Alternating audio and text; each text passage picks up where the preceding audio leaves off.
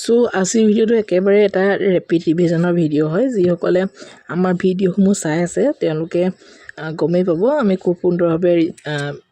apex বেংকৰ এছিষ্টেণ্টৰ কাৰণে আমি প্ৰিপাৰেচন চলাই আছোঁ সো ইয়াতে আপোনালোকৰ 20টা কোৱেশ্চন আছে আপোনালোকে প্ৰথমৰ পৰাই 20টা কোৱেশ্চনৰ কেইটা কোৱেশ্চন হয় হিচাপ কৰি যাব আৰু আমাৰ শেষত জনাব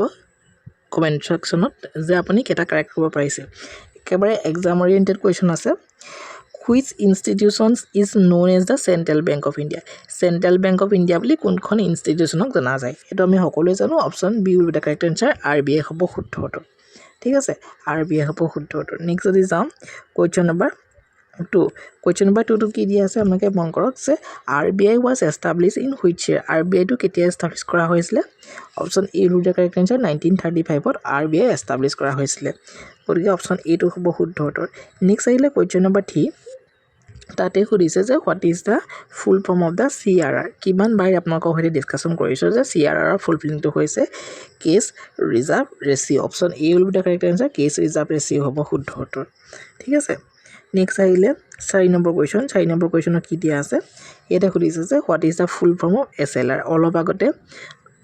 এটো বাৰু গম নাপাব অলপ আগতে এটা ভিডিও মই বনাই আহিছো যে এসএলআৰ মানে কি এসএলআৰ মানে হৈছে statutory liquidity ratio option C will be the correct answer ঠিক আছে নেক্সট আহি গল 5 নম্বৰ কোৱেশ্চন কি দিয়া আছে repo rate is the rate at which তো repo rate এটা ৰেট হয় কি ৰেট হয় অপচন এটা আছে RBI borrows from bank RBI বেংকৰ পৰা লয় banks borrows from RBI government borrows from RBI and public borrows from banks শুদ্ধটো কি হ'ব option B will be the correct answer তাৰ মানে bank borrows from RBI ঠিক আছে নেক্সট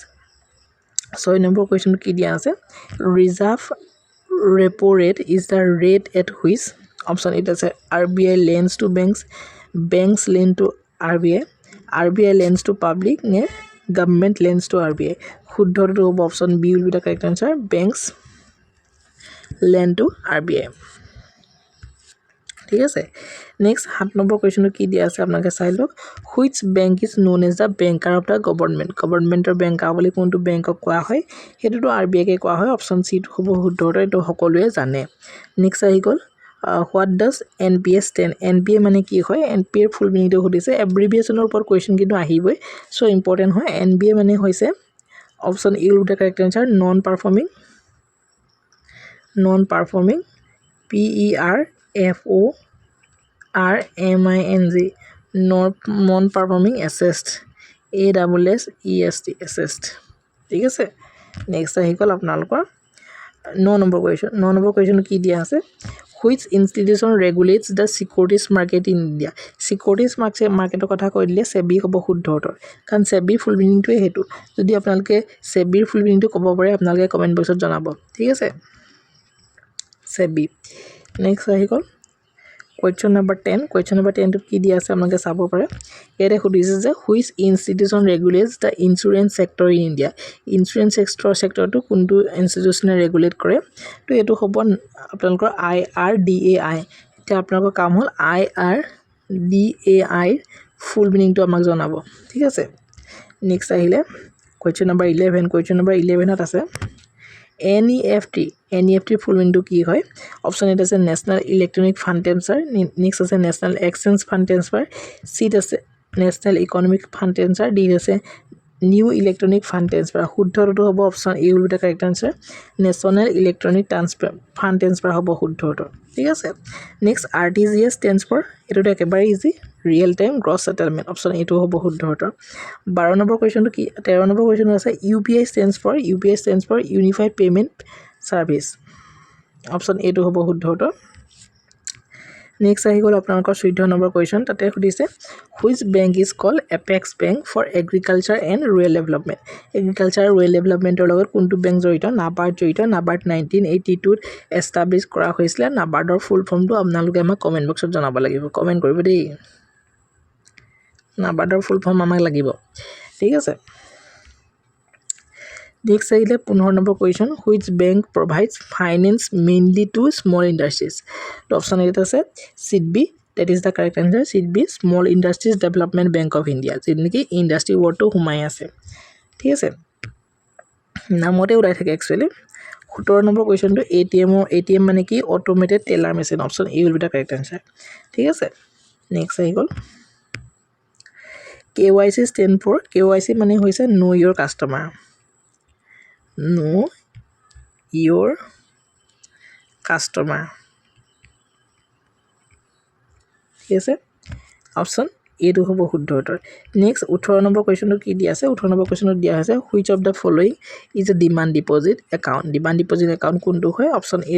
সি টো হ'ব শুদ্ধ উত্তৰ সেভিং একাউণ্টটো হ'ব শুদ্ধ উত্তৰ ঠিক আছে আৰু 19 নম্বৰ কুৱেশ্যনত হু ইছ্যু 10 20 50 200 and 500 নোটস এইবিলাক RBI ইছ্যু কৰে তো আপোনালোকে ক'ব পাৰে এটকীয়া যেটো নোট হয় কইনছ হয় বা নোট হয় এটো কোনে ইছ্যু কৰে নেক্সট আছিলে which of the following is not a function of RBI এতিয়া RBI ফাংশন আপোনালোকে সকলোৱে হয়তো জানে তো RBI ফাংশন কোনটো নহয় ইছ্যু অফ কাৰেন্সি ইছ্যু কৰে RBI banker of the banks হয় মনিটাৰী পলিচি ফৰ্মুলেশ্যন নে ইঞ্চুৰেঞ্চ ৰেগুলেশ্যন RBI কোনটো কাম নহয় শুদ্ধ উত্তৰটো হ'ব option D will be the correct answer insurance regulation RBI নকৰে সো ইয়াতে শুদ্ধ উত্তৰটো কি হ'ব আপোনালোকৰ ইয়াতে শুদ্ধ উত্তৰটো আপোনালোকৰ হ'বলৈ গৈ আছে option D will be the correct answer ঠিক আছে তো আজিৰ ভিডিওটো ইমানেই আছিলে সো মই ভাবিছোঁ ভিডিওটো আপোনাৰ কাৰণে হেল্পফুল হৈছে আমাৰ জ্ঞানতীৰ্থৰ ফালৰ পৰা কোঅপাৰেটিভ এপেক্স বেংকৰ কাৰণে বিশেষ এটা মক এক্সাম 10 দিনীয়া আপোনালোকে যদি চাই আমি 10 দিনীয়া লাইভ মক এক্সামৰ আমি কণ্ডাক্ট কৰি আছো সো এই এক্সাম বিলাকত আপোনালোকে যদি জয়েন কৰিব বিচাৰিছে তেতিয়াহ'লে আমাৰ ফোন নাম্বাৰটো আৰু যেটো মেইল আইডি ডেসক্ৰিপচনত আমি দি দিম তো তাতে আপোনালোকে কন্টাক্ট কৰিলে হ'ল ঠিক আছে সো ভিডিওটো ইমানেই আছিলে মই ভাবিছোঁ ভিডিওটো আপোনালোকৰ ভাল লাগিছে সো যদি ভাল লাগিছে ডেফিনেটলি চেনেলটো সাবস্ক্ৰাইব কৰি বেল নটিফিকেশ্যন প্ৰেছ কৰি যাতে আহিবলগীয়া ভিডিওসমূহ হয় এতিয়া আপোনাক নটিফাই হ'ব পাৰে thank you so much see next video